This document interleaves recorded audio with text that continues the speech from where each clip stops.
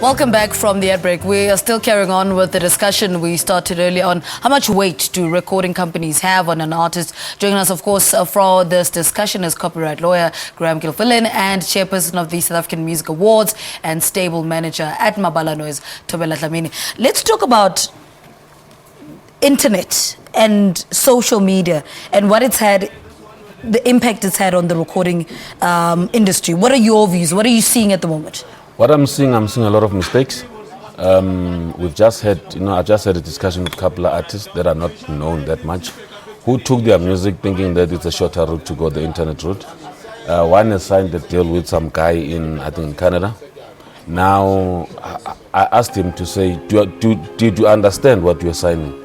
All of a sudden, after they've signed whatever deal they've signed, this guy from Canada decides to take the song and wants to put it into a compilation in Brazil without this guy's knowledge, because everything is done online. Yes. So he can do as willy-nilly because you are not keeping tabs with what's happening.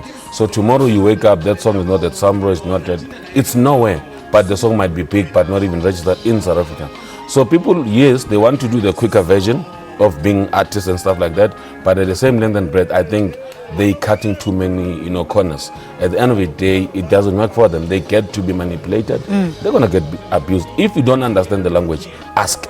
It's quicker to go the internet route, but if you don't understand that language, please don't even start. Yeah, Graham, the internet. What are you seeing that an impact on artists? Well, the internet's had four definitive impacts on a broader industry. Firstly, it's created a situation of uncontrollable reproduction. Can't control it. Secondly, unlimited supply. Thirdly, zeroing of price. And probably the hardest issue is the disruption of supply and demand.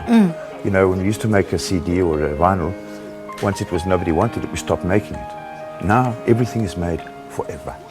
So supply is off the hook.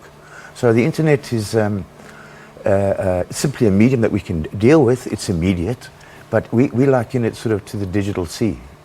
Get in the wrong way and you will be broken on the rocks. What are you seeing right now with an artist can walk in and say, but I want Mabala Noise to sign me and I can sing. And, talent is something else, but an understanding of that. And somebody saying, look, these are my terms and conditions. How do you then as a recording company say, yeah, but you can't do this. This is how we function.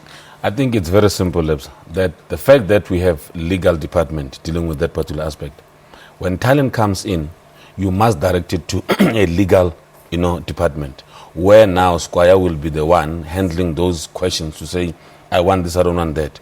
You look at the contract. We've got 3 sets of, a 360-degree contract now because you want to safeguard, your investment. Because this is money that we put into you. We put money into your recording. We put money into your PR space. We put money into making sure that your well-being is okay. And we need to recoup that money. So we ought to protect every little cent that we take out there. So you ought to do the same. But for you to do the same, you ought to understand what you're putting yourself into first. Yes, you are a talent. We acknowledge that. It's good. But your talent must also go with certain requirements that a record label will look for, certain requirements that you as an artist will. So both parties must come into one table through a legal department to take you through the steps to say that you can get, that you can't get, that you can get. Termination of contracts. How much are we seeing this of recording companies? Because you sign a contract, we have an expectation, but you're not, we saw in the papers last year, I think it was 2 artists that, the record company is saying, well, we're terminating the contract simply because you didn't honor some of the things on there. Legally, as a recording companies, what are you seeing that recording companies are doing? Well, a record company signs an artist, they acquire rights. So it's not an issue of just terminate. No. If you're an artist signed to a record company, termination is not that easy. Yeah. Firstly, there has to be a breach. Then there has to be a notification of breach. And then there has to be a situation where either the breach is rectified or it's not. So it's a process, number one. Yeah. Record companies have great power to be able to fire the artist. If they want to wash their hands, they can do so. The artist cannot do that with a record company. Yeah. No. Let's talk about this box. We need to wrap quickly. But what is this box about? Miriam Makeba. This is Miriam Makeba. This is 52 years of Miriam's work. It's a box set. This is all the works that Miriam owned. She was a businesswoman in 1961. She started a publishing company called Makeba Music Corp in America.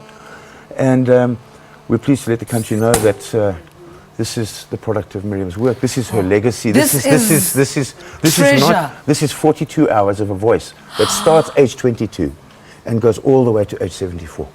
You see a beautiful evolution of a voice, of a singing. As she grows, yes, as she evolves. All right, gentlemen, thank you so much. I think we need to have this discussion though with artists, yes, you know, and bring them into this conversation. Doesn't help that we're talking about them and they're not here. All right, Graham, I can fill in copyright lawyer and then chairperson of the South African Music Awards and then stable manager at Mabala Noise Tabela Dlamini. All right, let's take a quick